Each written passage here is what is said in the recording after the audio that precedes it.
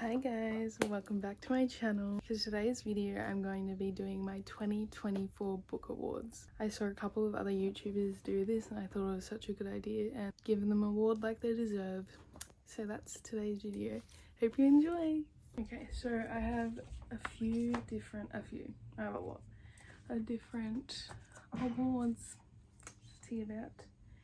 Okay, let's start with the first award, which is the best cover. Now, I have some very pretty looking books, I shall say. Okay, so for this award, I have a few different options and I'm gonna pick which one I believe has the best cover. Now, the first book I have for the best cover is Nightbane. Like, that is stunning. And it gets, I would say, an extra point because it's a hardcover. I do love a hardcover. Even the hardcover is very pretty. Simplistic, but I quite like that cover. Next cover is Just for the Summer by Abby Jimenez. Beautiful, truly beautiful. It's very vibrant, which I love, and I just think it pops, and I always notice it on my bookshelf. Next one is A Curse for True Love. Like, it truly is magical, like the book is, honestly. Very pretty, quite complex. Next one is actually all Harry Potter books. Now, I have the newer versions of the Harry Potter books. I probably would prefer the older ones. But out of the Harry Potter books I've read so far, these three are my favourite covers. Harry Potter and the Prisoner of Azkaban. Harry Potter and the Goblet of Fire. Which I quite like this one.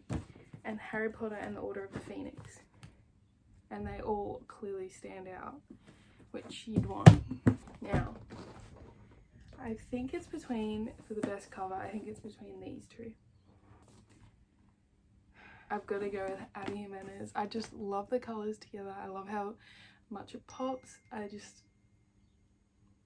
think it is very pretty book cover and it draws my attention and makes me want to read it. This is the first award. Now the next award is the craziest plot twist. Now I've read a lot of books this year with not like crazy plot twists, but ones where I'm like, oh, I did not expect that, like, at all. So I have 4 nominees. The first one is House of Horror. Now, this was the first book I've read of like that was anything like this book, honestly. One of my favorite books of the year for sure, but it did have a very large plot twist that impacted the whole storyline. Like, the plot twist was the whole storyline. Once you read it, I still do think about that plot twist, so it was a very big one. Next one is Powerless. Now, you don't find out about this plot twist until the very end of the book, and it is a very big plot twist. I feel like when you read it, you're like, oh, okay, that makes sense, but it's not expected by any means. Next nominee is The Housemaid. How do I word it? Like, the whole book, it's alluding to the fact that a character in this book is awful human being, but it's actually, is it them? Obviously, this is a trilogy at the moment, I believe. But they all have quite large plot twists. But I believe when I first read this, I was like, oh, okay. Now, the next one I have is Magnolia Park's A Long Way Home. Now, if you've read these books, there's quite a lot of, I wouldn't say plot twists, but a lot of shock factor going into these books. But in this one specifically, something quite bad happens at the end of the book that also goes into the next book in the series. So for that, this does have a major plot twist. I definitely did not see it coming. I did spoil it for myself, but I did not see it coming in the slightest. So that is why I've nominated this. For these 4 books, I think for the biggest plot twist, I'm going to have to go with House of Horror. Because when I was reading it, I was like, oh my god, like, I would have never even begun to think that. Like, I've never even read a book where anything remotely similar to this happens. One thing I will take away from this book is read it. Now, the next book award is for the best banter. because who doesn't love a book with banter? I literally will read romance books purely for the banter. Obviously they're not just in romance books, but and in fact majority of these books are fantasy, so which I feel like majority of fantasy books do have a lot of banter, so that makes total sense. First nominee is Powerless. Now I feel like Powerless is majority banter. Like if you read Powerless, you know nothing like romantic, like physically, happens for a very, very, very long time. I'm not even sure if anything does happen, but there's so much banter that like begging for something to happen. The next one is Magnolia Park's The Long Way Home. Now in this one it's specifically the banter between Magnolia and Daisy Hates' brother. Obviously she has had this relationship with BJ her whole entire life, but then when someone else shows lots of interest, there's obviously bound to be a lot of banter, lots of sexual banter. That is why this is nominated. The next one is Once Upon a Broken Heart, which is the first book in the series of the 3, and in this book specifically Evangeline has a lot of banter with, I think his name's Jax, which is the Prince of Hearts. A lot of teasing banter, like she doesn't want anything to happen with him because he's the awful human, the criminal, like the Prince of Hearts, you know, if you've read the book you know, but there's something that intrigues her about him, and there's so much banter between them too. I love it. Next book is A Court of Silver Flames. Now this is the final book in the series. I believe she might be writing another one, but this is the final book at the moment, and it's not actually about the original people. It's about Nesta, the sister, and Cassian. Now they are mated, I believe, like they're bonded. So much banter between these two characters because she hates him, she hates their whole family, she doesn't want to be a part of their world, but then something just intrigues her about Cassian, and Cassian is so in love with her, it's insane, and there's just so much banter between the two, and I just love it so much. Now the next one is Throne of Glass, which I actually read previously, like not that long ago, and the assassin Selena in this, she has a relationship with the captain of the guard. She has a relationship with him, they form a friendship. She also forms a friendship with the prince. Now she originally had a lot of banter with the guard because they formed this friendship, but getting to know each other, but she's also forming feelings for him, but is it feelings? Don't really know. There's lots of banter. And then she creates a friendship as well with the prince, and there's also lots of banter there. And the whole book I was like, who is she going to end up with, honestly, because there was just so much banter. Out of these 5, which one do I believe has the best banter? It's got to be Powerless, because the whole time I'm just like, are they going to get together already? Like, are you going to get together? Powerless was not my favorite book of the year by any means. I think I rated like a 3.5, and honestly every day it goes down from there because I'm just not sure about it. But by no means was I not interested in the characters. Like, I was hooked. Like, I wanted to know where their relationship was going. That's what I'm saying. So this one gets the award. Now the next award is for the saddest book. I didn't read a whole lot of sad books this year. Actually, at one point I went out of my way to buy a book that everyone said was the saddest book because I wanted to cry. Did I cry? Almost. A lot of times. 3 nominees for this one. I'm sure some of my books have been sad, but when I was truly thinking about the saddest books I've read, these 3 came to mind. Now, I wouldn't say this book is overly sad. I would just say when I was reading it, it made me think a lot about my own personal life, which kind of made me sad. So that is Everything I Know About Love by Dolly Alderton. Yep. Now, when I read this book, it's like, look how many tabs I have. Like, I learned so much reading this book, and when I was reading this book, I feel like a lot of it resonated with me so much, which is why I think it was one of the saddest books I've read. It's just her teaching us everything she knows in her 20s, like about love and everything, about friendships, relationships, herself, like everything. I feel like I related a lot more than I originally went into the book thinking. The next book is Magnolia Park's Long Way Home. My sister told me when I read this book, I would cry at the end, and I didn't cry, but it broke my heart. It really did. This one and the beginning of the next one breaks my heart. I can't even say anything without spoiling it. Just know, go into this expecting to have your heart broken at the end. Now this one was the book that I bought when I wanted to read a sad book, because I was like, oh, I've never read a book that's made me cry. Like, I don't know if I could cry from a book. Like, I really just don't. So I was like, let's find a book. And at the time this book was going around, everyone's like, don't read it, it's trigger warning, it's so depressing, it's heartbreaking, like. And I was like, oh, sign me up. I bought it, and that's A Little Life. This was the most saddest book I think I've ever read in my entire life.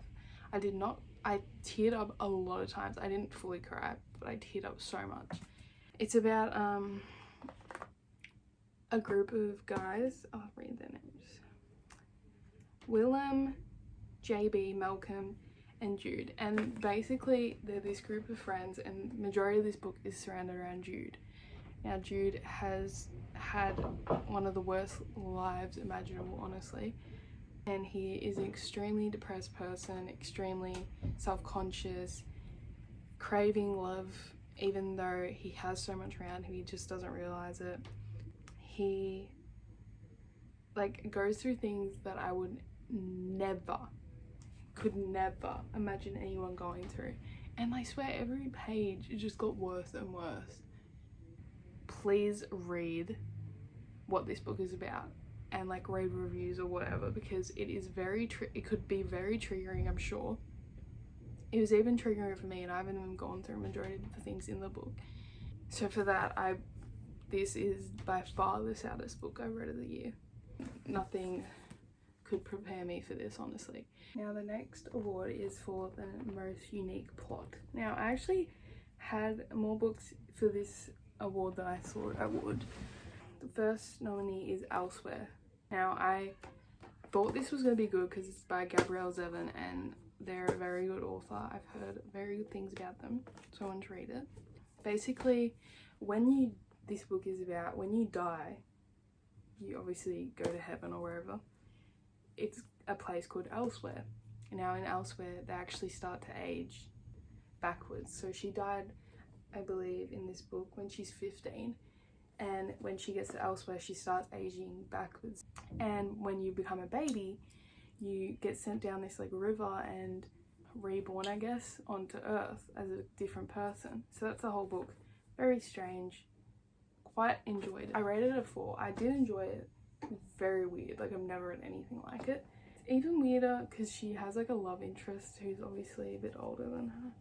But it's a different world. You don't judge. Next one is A Novel Love Story. Now this wasn't overly weird. About this girl, and she's obsessed with this town, this story, and specifically the town the story is set in. And when she stumbles across this town in real life, she is put into this world and she recognizes all the characters, she becomes involved in their lives, she knows everything about them. So basically she's in the story, she's obsessed with her whole life. The next nominee I have is Here One Moment. This was kind of an impulse purchase, and I just saw it one day at the shop, so I was like, you know what, I read the blurb, I'm like, that sounds good. I rated it a 2, so not very good. Not very good.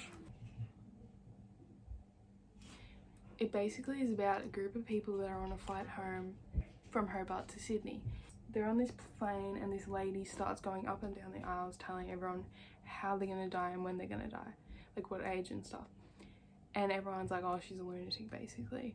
And as the story goes on, people actually start dying how she said they would. And I don't know why I wasn't interested. I feel like that I wasn't interested in the characters, so it made me not as interested in the storyline. Now the next two are actually by the same author, which is Crystal Sutherland. Now this one is The Invocations. I rated The Invocations a 4 and I rated House of Horror a 5, so I think that's pretty good statistics. This whole book surrounded around, like, I believe devils. It's about 2 girls or 3 girls. 3. And one of them believes she is magic, the other one believes she's cursed, and the third girl believes she's an orphan witch. So it's like along those lines. It's very strange, but it's not overly unique compared to the others but I'm saying it is because I haven't ever read anything even remotely similar. Like, nothing. And then obviously House of Horror, which very unique plot. I've never read anything like it. It's about 3 sisters who one day went missing, and when they came back, they had no memory of what had happened to them, and their appearance had completely changed. So obviously that's a bit strange, isn't it? For example, their blue eyes were now black, the dark hair was now white, and they grew older, odd, eerie, and they were just very strange. People were scared of them, all that stuff. Not only was that strange, it's just strange, the plot twist, and they go into like a veil, and it's just very odd and nothing I think I'll ever read again. I loved it. I was kind of shocked I did. Not overly shocked, because I do generally steer more to that side of books rather than romance, but very odd. I have to award it to Elsewhere, because how odd of a concept to age backwards, and then when you get to be a baby you're reborn onto Earth. Honestly, I hope that is how it works. That would be fun, wouldn't it? Now the next award is for the best quote or best quote. I don't really annotate. I've only ever annotated one book, and that was A Little Life, but I will highlight quotes. Some people hate when you highlight books, but I don't really, I'm not too fussed. First one is A Court of Mist and Fury. This was my favourite book out of the series, so I'm not surprised there was lots of good quotes. Let's find my favourite out of this. My favourite quote in this book is, "I wondered if love was too weak a word for what he felt, what he'd done for me, for what I felt for him." This was the book, I think from memory, I read it a while ago, where the relationship between Feyre and Rhysand, or Rhys, whatever, really came to a head. Like, they really got together. So there was a lot of very pretty quotes in this book, I'd say. The next one I have is Sky Shade, which I read very recently as well. From memory, this book had some very good quotes. Like, if a guy said them to me, I'd be like, oh, you're in love with me, okay. For example, "If loving you this much is my downfall, then consider me already on my knees." So many pretty quotes, and the characters in this just make it so much better. Just had so many pretty quotes in this. Highlighted so many. I believe the other 2 books in the series also had some great quotes, but this one really stood out to my brain. Next one, obviously, it's Magnolia Park's Into the Dark. BJ and Magnolia, just something else. Now this one was more of a softer level between them two. Very sad, obviously, because of the previous book. So it had a lot of quite heartbreaking quotes, I'd say. Like this. "Time can be a bit like that, don't you think? It doesn't hurt when you're losing it as much as it does when you see in retrospect how much you lost." Which would make sense if you'd read the book, because there was a lot of loss. And this one I feel like would be my favourite. "He lets out my favourite laugh that feels like a cup of tea on a rainy day." Oh, stop it. Next one is A Little Life. Now this had a shit ton of quotes. This is actually the only book I annotated, so it's actually in order. So let's find my favourite quotes. Here's one. "Books lied, they made things prettier." Well, duh, that's the whole point of a book. Make life seem simpler. "The easiest explanations are often the right ones," which I quite like, because my overthinking mind likes to make everything worse. The next book for this I have is Once Upon a Broken Heart. Now, this will tell you everything you need to know. Look how many things are highlighted. Let's just go to a random page, see what quote it is. Like, if a guy said this quote to me, I would melt. Brody, I don't know if I can fix your broken heart, but you can take mine because it's already yours. Like, eking. People in books are just so much better than real life. They were all great, but it's got to be for this. It really has, because in all the books, the quotes for these... In all the books, the quotes are amazing, but this one specifically because it's all wrapping together. Like, their relationships are all wrapping together. The next award is for the best escapism, which I feel like if I read a book with like that makes me escape my mind, like my everyday mind, that is a very good book.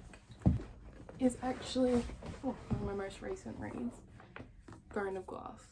I understand the hype completely about this book, by the way, and I feel like as I get further into the book, because this is only the first one, so as I get further into this series, I'm just gonna get more entrapped in it. I think it was easy to escape in this book because I love the characters so much. It was easy to follow, and it's a fantasy, like art fantasy is just great. Next one is actually a romance. If I was to pick any genre, it would not be romance. I love romance in a book, but I would never just purely pick a romance. Just for the Summer is definitely my favorite romance I've ever read, and it helped me escape because it was very simple to read. Once again, I liked the characters and I enjoyed learning more about their relationship together. Next one is the Once Upon a Broken Heart series, like all three of them, because once again, they're easy to follow. I loved the characters and things that happened in it I wouldn't expect, so I feel like a lot of time to escape while in a book, like lots of twists and turns need to happen to keep you interested, obviously, and not want to put it down. And the next one is A Court of Mist and Fury, and like I said previously, a lot more happens between the main characters in this book, and they actually form more bonds, and I was very interested in the characters specifically in this book, so I never wanted to put it down, so it helped me escape very easily. But which one would I say was the best escapism? I'd probably say the Once Upon a Heart series, like all three of them, because I just loved following the characters, and it was very simple to read and just very enjoyable, and I loved how it concluded at the end, and it made me want more, so that's why it gets it. Now the next award is for the weirdest book, and I only have one nominee for this, and it was so simple for me to pick, and that's Elsewhere. Like, I told you what it was about, like aging backwards and then coming back to Earth as a baby and not remembering anything. Also, I didn't mention before, they can watch down on Earth through binoculars, like obviously not binoculars, but through like binocular type thing. This book is just so strange to me. Very enjoyable though. Now the next one is for the most underrated book. Now I wouldn't say I read the most popular books. I do read very popular books, but I also do read, I feel like, books that I haven't heard many people talk about. But in saying that, the books I picked for this, majority of them, pretty much all of them you would have heard of, so I just contradicted myself completely. But firstly, Elsewhere, very underrated, very strange, but very underrated.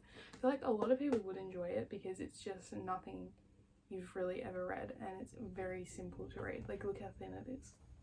Next one is A Court of Wings and Ruin, which is the third book in the series, and I don't know why, but I've heard so many people say they don't enjoy this book, and I rated it a 4-star. Like, I'm pretty sure I rate a majority of them above a 4, but everyone said this was their least favorite, and I'm not really entirely sure. Like, I'm actually confused. Next one is Lilac. Now this is the first one in this series, and I thought it was a new book. That's why I thought it was a new book. That's why I thought it was so underrated. Not many people have read it, but yes, Your Highness. Yes, but it's actually not new. Well, it's not that new, I don't think. And so many people have said they don't enjoy this book, which actually does shock me because it is very easy to read. It's a fantasy. Seriously, I liked the plot and the storyline. I read all three. I enjoyed all of them. Very underrated in my opinion. And next one is House of Horror. Now, I only ever have heard one person talk about it, and that's this YouTuber I watch. I'm so glad I actually listened to someone for once, because I love this book and very underrated. Like, I have barely ever heard, I don't think I've ever heard anyone talk about it. Which one would I say is the most underrated? And that would be House of Horror. I rated it a 5. Amazing. Like, if you want something you've never even thought to read, like, about, this is the book. Now, the next award is for most badass female main character. Majority of the books I read, they're actually female main characters. I think it's because the majority of the books I read are fantasy, and I feel like all the time fantasy has female main characters. First one I have is Throne of Glass. Obviously, Selena is an assassin, total badass. Next one is just this series in general, A Court of Mist and Fury. Feyre is just a beast. Nothing else to say. Next one is actually The Housemaid. Now, Millie.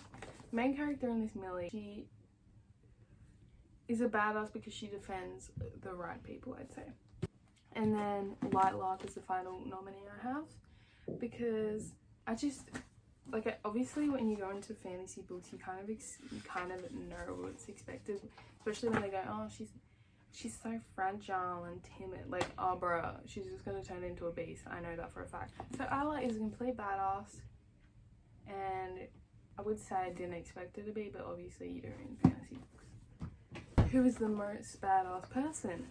I would say it's Feyre. I don't know what it is about her, but she's probably one of my favorite female main characters. Now, the next award is for the worst book. Like, everyone's got to get participation award. Come on. I'm sorry, but in primary school when I got a participation award, I wanted to. Now, I feel like some of these actually will be very controversial, but let's start off strong. Tomorrow. Now, I went in this book, my sister said, oh, like, pretty much everyone loves it. Like, if you don't love it, I would be shocked. Like, it's such a good book. Alright, so I went into it with an open heart. I was like, yep, I'm gonna love this book. I probably did set my expectations too high because I found it extremely boring.